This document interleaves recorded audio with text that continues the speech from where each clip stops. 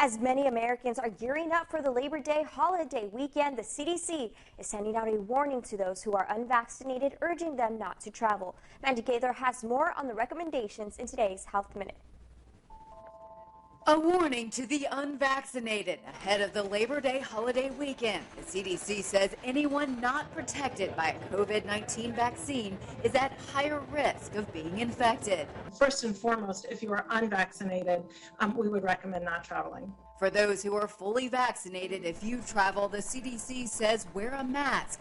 But take into consideration the U.S. is surpassing an average of 160,000 new COVID-19 cases a day. Given where we are with disease transmission right now, we would say that people need to take these risks into their own consideration as they think about traveling. When it comes to gathering with friends and family this holiday weekend, the CDC says staying outdoors with others who are vaccinated will help prevent the spread of COVID-19. When indoors in public, wear a mask, vaccinated or not.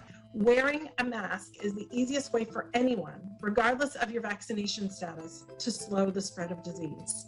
A new case study shows the impact of large groups of unvaccinated people gathering. 2 Illinois church events that didn't require vaccination, testing, or masks were linked to 180 COVID-19 cases, including 5 hospitalizations. Top U.S. health officials continue to say vaccination is the best protection against the virus. Talk with family and friends who are still unvaccinated about the benefits of the vaccine and consider taking them to get vaccinated over the long holiday weekend. For Health Minute, I'm Mandy Gaither.